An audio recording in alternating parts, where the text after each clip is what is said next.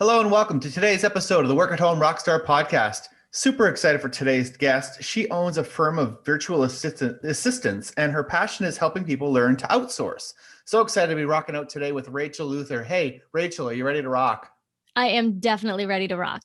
Awesome. So we always start off on a good note here. So tell me, what is your story of success in your business or your life or something that we can be inspired by? I would say that's probably just how I started my business. So many times, circumstances guide you in different directions. And one of the things that led me to owning my own business as the job that I had before this my position was eliminated. And so not for my effort or for anything that I did, but that was no longer a viable source of income for me. And rather than getting all in the dumps about that and feeling all woe is me, I took it as an opportunity and decided to figure out what I wanted to do. And I realized that I could do, the world was my oyster, so to speak. So I could pick what I wanted. And I had a background and a passion for entrepreneurs and small business. And so I decided to help them. And my goal at the time was $500 a month. That seemed kind of big. And I was stretching myself at the time, thinking about that, starting my own business. But then 10 plus years later, because I applied myself, I own a full company of over 15 team members and making multi six figures each year. And that's not because I dreamed that big at the beginning, but I took a risk and I dove in and really treated my business as a big business from day one. And I think that made all the difference. And so that's what comes to mind when you ask me that. Mm-hmm. Yeah. Well, and it's funny that you say that too, because there's two kind of almost even opposite things going on at the same time. Number one, you really had kind of a small goal to start, but you also were thinking of it, in a scalable way, so that this is an important big business, but with a small first goal, right? Yeah. And I think your goals change over time. And at that time, looking back now, it looks like a very small goal because let's be honest, it was. But at the time, that seemed like a big goal to me.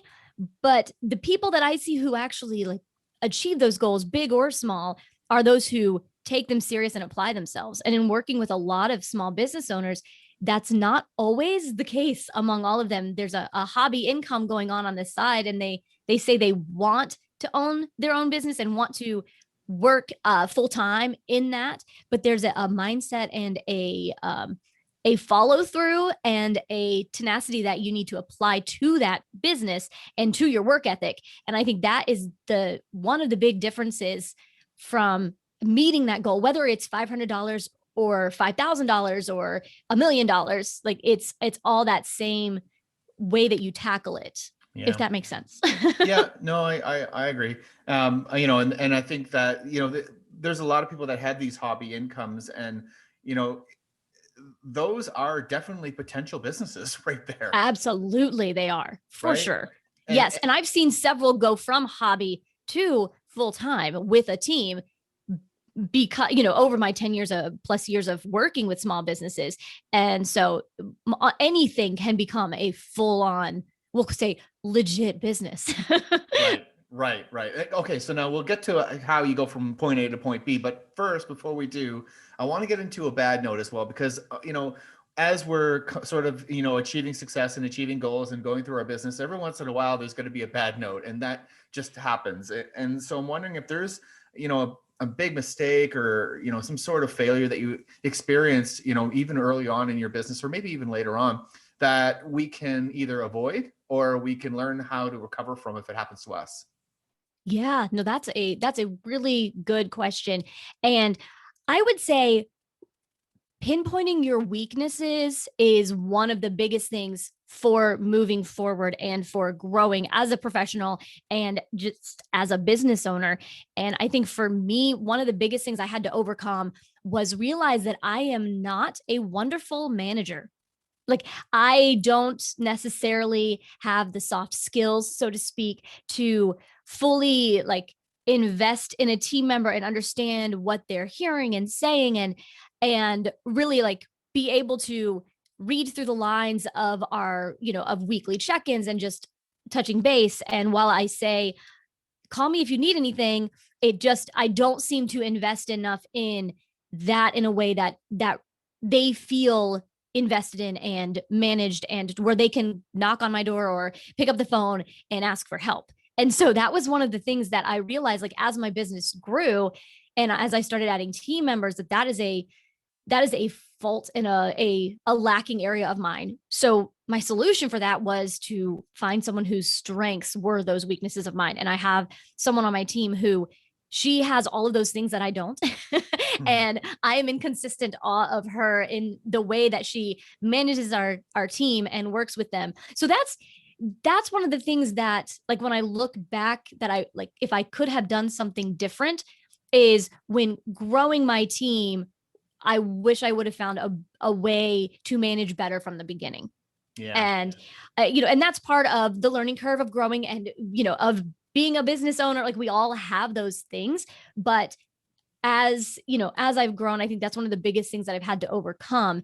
And I tried to do it myself by growing and teaching and improving myself. But there's also the balance of learning, like, those are not my soft skills. And I have so much growth in that area that maybe isn't what, like, that's not an achievable goal at this point in time. Yeah. Uh, Yeah. Go ahead. well, no, I mean, that was pretty much it. I hope I explained that well enough. The other thing I feel like that, if I could, I don't know, I often look at these things like, what would I tell myself if I were, a 20-year-old me starting a business? As the thing that I had to overcome was trying to do everything myself. And I was working so many, so many long days and unsustainable days, trying to do everything and be everything to my business and my home and my kids and all of the things. And the adding on the team members and outsourcing, like, growing my business by getting the support I needed for work life balance is like one of the things that I wish that I would have known earlier, and I wish that I would have implemented at an earlier date in my business. Yeah, don't we all? that's, that's a definitely common issue, is the work-life balance part of it. And especially, as you mentioned, you start off with this hobby business, and you start to set some goals and you start to bring some people on. And it is normal for people in the very beginning of their business to be kind of wearing all the hats and doing everything. But at some point, they do need to start to hire new people to start doing things. But as you mentioned, there's a big issue with that if you don't know how to manage the people that you're bringing into your business as well. So how do we avoid that problem in the future? Do we find, like, you hired a manager first, or how would you go back and redo it? Yeah, that's a great question. So first thing, I would have just in general outsourced more quickly. Like, that, I just wish I would have gotten the help I needed instead of trying to do everything myself. I am a workaholic and a recovering workaholic, and I like things done a certain way. I'm very detail oriented, and I kind of felt like I was the only one who could do it right and who knew and who cared enough to do what I needed. And the biggest success for me was finding the right people. So being able to find the people who, that the things that I'm outsourcing is their expertise. I kind of base that from, like, the 80/20 principle by Richard Koch, and the whole idea that 20% of what we do in a day is what we're really good at, what we're passionate about, where we excel, so to speak. But the 80% that bogs us down, that we spend majority of our time doing, is not where we're functioning at our best. And so pinpointing those things, if you're looking for, like, how do we do that? How do we outsource? How do we, add a team most effectively? Pinpoint those 80% of things that are detracting from your money making activities, detracting from your passion and why you went into business, and start finding people who are passionate about those things to have them start taking them off your plate. So that would be, if you need a website, you find a website designer and you have them build your website instead of going onto WordPress and building your own, because it's going to take you a lot longer and you're not going to get as good of a product. Same with, if you want to get things off your plate and you realize, I don't need to be doing my bookkeeping every day. Someone else could do that more effectively, more efficiently, because I hate it. Then you hire a bookkeeper. And so it's pinpointing those things and really outsourcing those, so that then your time can be focused on the 20%, which then allows you exponential growth in your business, because you're functioning at your prime. You are doing the things that make you the most money. You are doing the things that grow your business and propel it forward to meet your goals rather than just surviving through the mundane day to day. Wow. Yeah. You know what? It's funny that you say that because in my first season of the podcast, I interviewed 100 different people, and I went back and I kind of like listened to all these episodes and just kind of picked out, one of the questions I always ask is if you could go back and do things differently, what would you do differently? And 70 to 80% of them said I would have hired someone else faster. So Yeah, yeah. I get that. interesting. Yeah. And so asking about the manager, that for me was my weak spot that I added after having a team of probably at least 10 people. And it took me that long to catch on. I'm not always so quick. And so that was a personal need that I have, that's a more advanced outsourcing type of a thing. And so my first go-to to make sure I answered your question was to pinpoint those specific needs versus hiring a manager first. Yeah, and you know what? It kind of leads to another thing, which is kind of your business, right? I know that there are a lot of agencies out there that sort of specialize in connecting people with virtual assistants and with talent. And do you think that might be a bit of a shortcut that you can, contact somebody like that because aren't they doing a bit of the managing of the people as well? That's a great question. And what I found when you're looking for virtual assistants, because yes, that's a solution that could potentially work. I feel like there is more in, depending on where you go, like if you choose a firm that has their own virtual assistants in house, like for check off your list for my company, we have US based virtual assistants that are on our payroll that we manage, and we guarantee that they will do it right, or we fix it for you and we find a solution that works to meet the specific needs that you have.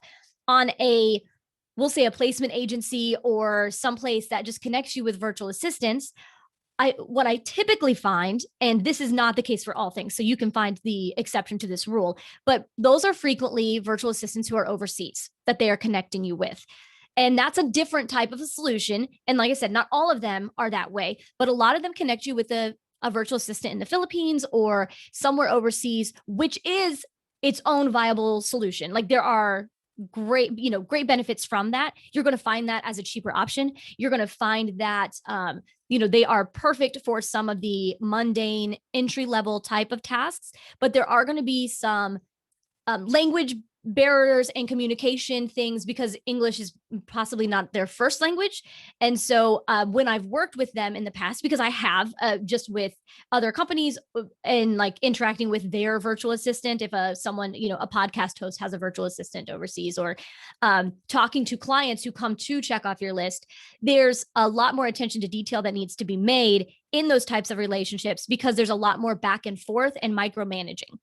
And if you have the time for that, because it still can save you time and you still get an end product. So it kind of depends on what your needs are.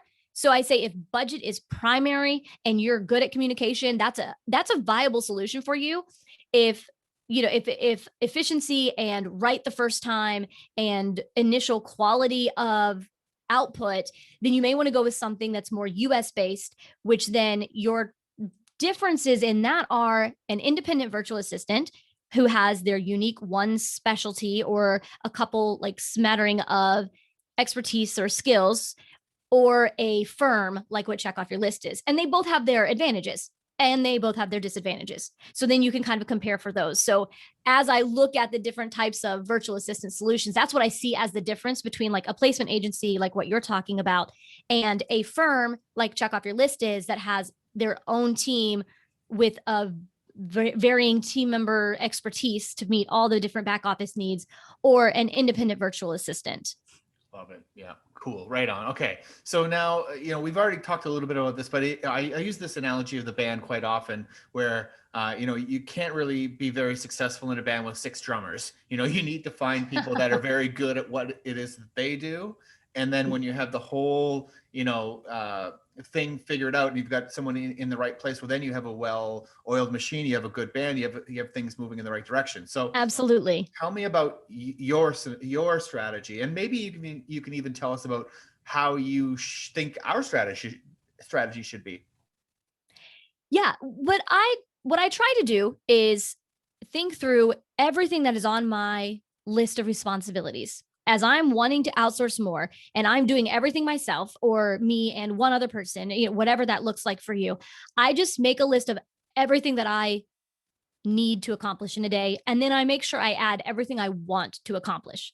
So it becomes a very long list of all the things to grow your business, although it can include personal things as well, because those are still weighing on us. They're still in the back of our mind. There's still an impact, or they still have an impact on our business, like it or not. And so you have that list. And then I start marking off things that I have to do, things that require my touch as the business owner, things that require my expertise and why I went into business.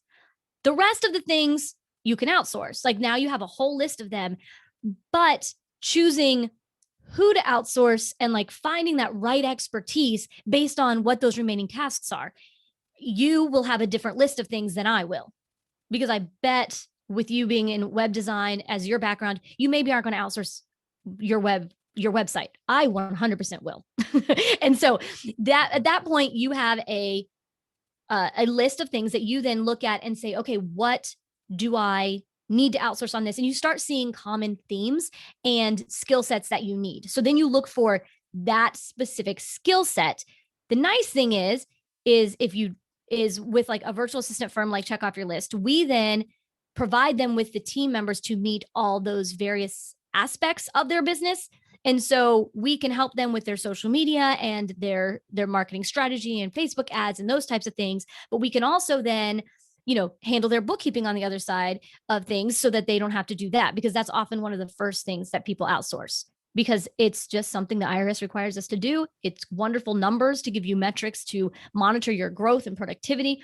But at the end of the day, nobody wants to sit down and enter transactions in QuickBooks or in, whatever software that they're choosing to use. And so we recommend at that point, like pinpointing who you need to your team and then filling those spots. The things people run into when they try to compile that themselves as a new business owner, you want a qualified bookkeeper for 4 to 5 hours a week. That's a really hard position to fill. You can't find an employee for that. And then you need over here, someone to do your social media and do a marketing strategy and branding that way. But you only, you might need them for 5 hours a week as well to do all of that for you. Well, okay, but that's another position that's hard to fill. And so by utilizing something like Check Off Your List, we then have that need where you can meet that at that level, and it can scale with your business, which is another aspect of the solution. You want to pick a solution that will scale with your business. And that's the wonderful thing about outsourcing, is it gives you the ability to scale, because we all only have the same 24 hours in a day. And so there's only so much that we can do. But once you start outsourcing, those start to multiply. All of a sudden you have so many more hours in your day. And if you're outsourcing the right things to the right people, that becomes exponential, because you're all working at your top efficiency and you're all working at your best capacity. So you're getting the best results for the time investment. Love it. Wow. Very, very good. So what you're saying is you can get a list of everything, including your personal tasks as well. And I like that idea as well, because I mean, sometimes, you could have housekeeping on your list and that takes time. However, you could hire a housekeeper, right? Exactly. So, I have someone who comes and cleans my house every other Wednesday morning, and it is my favorite day of the week.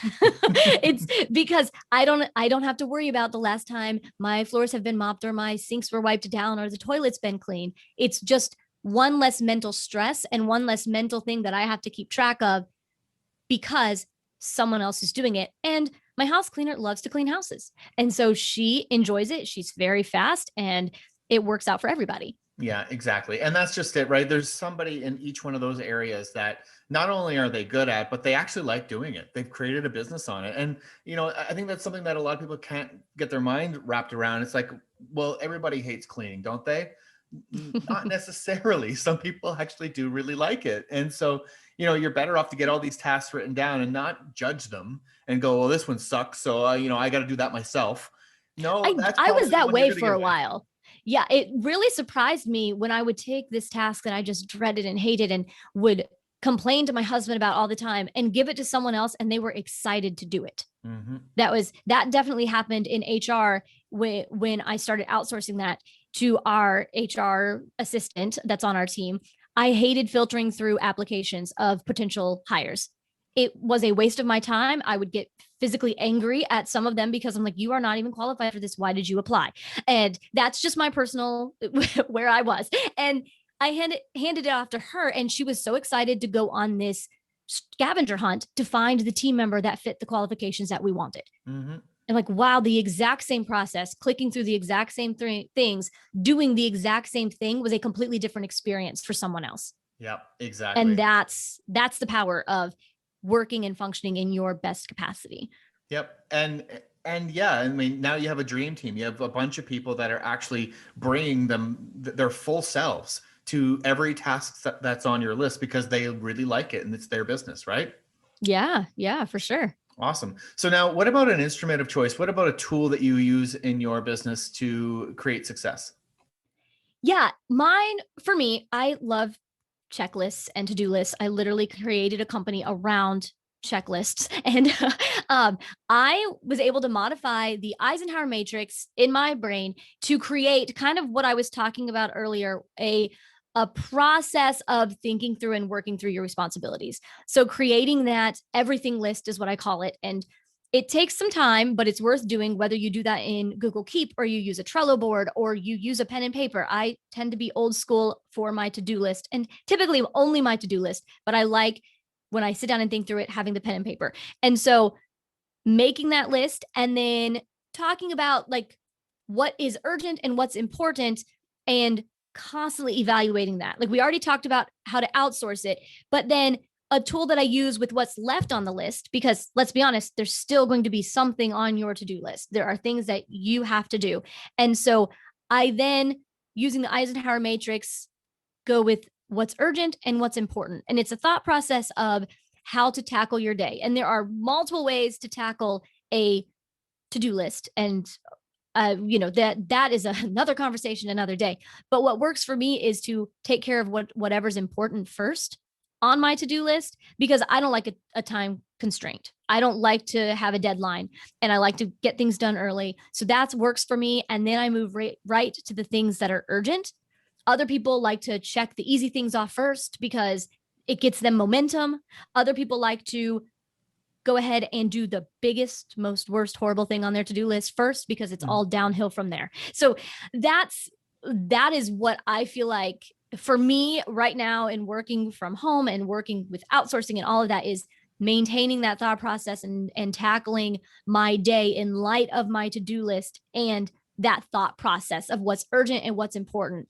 And then whenever I'm interrupted, I know what to come back to because my to-do list is already prioritized.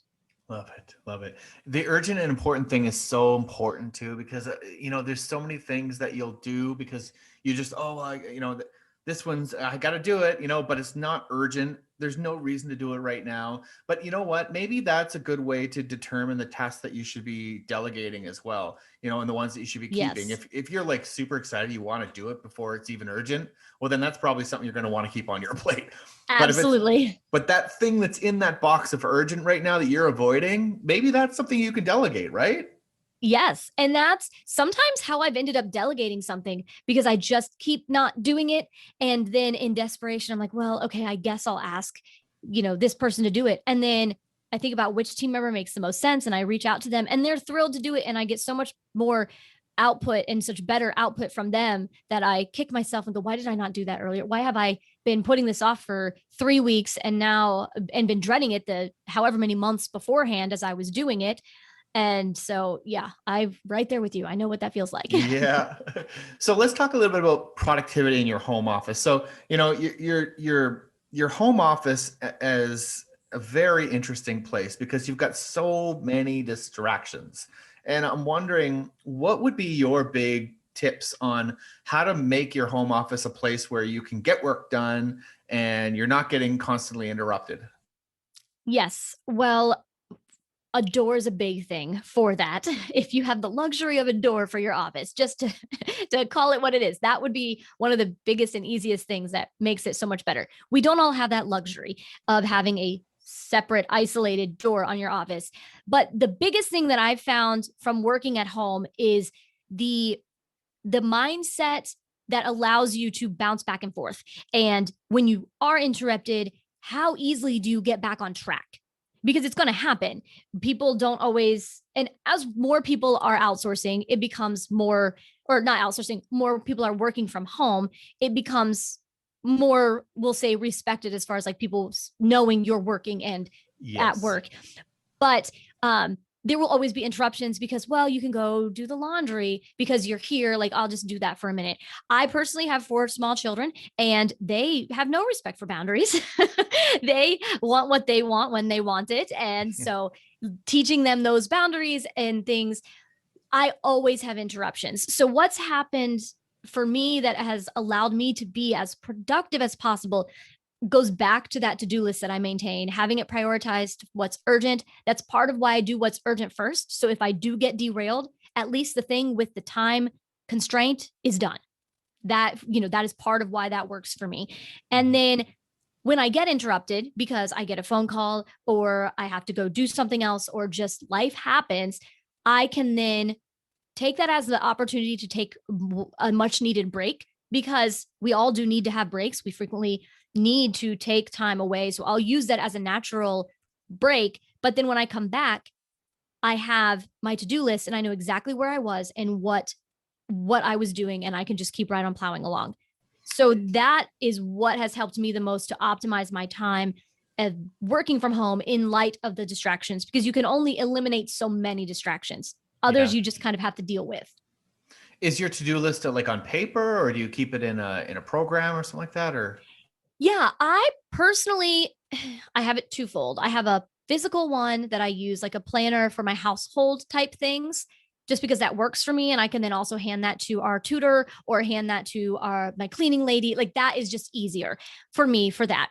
For work, I have a Trello board and I have all the outstanding tasks that I have to do as different pins in that Trello board. Then I make notes of my progress, what my last action was as I'm working on it. And then at the end of the day, I make sure that that Trello board is updated. So the next time I sit down in the morning, I don't have to put my thoughts together. I don't have to figure out where I was and get myself going and plan out my day. It's already done when I was already in the thought process of working and everything was fresh. So at the end of every day, I make sure that that is updated so that then when I sit down and open up my Trello board the next morning, I can dive right in with the thing that has the most recent timestamp that needs to be accomplished first and work from there. love it. I use Trello as well. I think it's an amazing tool for that kind of stuff. You can move the cards around easily and assign them. It's great. I love it. Yes. And I keep it to keep my goals in front of me as well. I have our goals for 2021 outlined in there and then broken down by quarter. So it's also a visual of what am I working towards and making sure that those things end up on my tasks that I'm working on, because those are the important. Those are the things that can easily be forgotten if you're not watching your goals, but that gets you where you're wanting to go. And so that helps me as well, just visually about Trello. I like it. Love it, Rachel. Cool. So now it's time for your guest solo. So tell me, what are you excited about in your business right now? Yeah, it's a good time to be a virtual assistant, honestly, with the world becoming more and more remote or remote. Thanks to COVID. People are more receptive to the idea of a remote team and outside help rather than wanting to know when someone's going to show up at their office every week to file their papers. So that's just a good thing right now. And we are pushing and continuing to grow as far as a company goes. But then also, because of my passion of helping people outsource and the things that I've learned through running Check Off Your List and through outsourcing for 10 plus years, I started a podcast with the sole purpose of helping business owners improve their impact on their business or increase their impact on their business with less of their time through the power of outsourcing. And so that is one of the newest things that I'm doing and stretching myself as a professional, because I was not a podcaster before this time. And so yeah, those are the things that I'm excited about as we're going through 2021. Well, welcome to the podcasting world. Thank you. It's a lot of fun. You get to really have a lot of fun and meet some really cool new people as well. I have loved meeting all the new people that I have interacted with, and it's been great. So how do we find out more about your business? How do we, let's say, I need to, hire some VAs. How do I get in contact with you? Yeah, the easiest thing is to go to checkoffyourlist.com. You can go there, you can see our team, you can go to the contact us page and put an inquiry in, and we can answer your questions and, figure out what the best fit is for you. And you can find us online on our social media as well, on Facebook or Instagram at Check Off Your List. And then if you're interested in the podcast, you can go to COIL with Rachel Luther.com, or you can find that it might be easier to just find online via the social media platforms. Facebook is COIL with Rachel Luther, and Instagram is just Rachel Luther. Wow. Check off your list. That's a great domain. Good job on that one. Thank you. Thank you very much. Well, this has been a lot of fun rocking out with you today, Rachel. This has been a great time. So thank you so much. My pleasure. I've enjoyed talking with you, Tim. Great. And to the listeners, make sure you subscribe. You can rate and comment as well. And we'll see you next time on the Work at Home Rockstar podcast.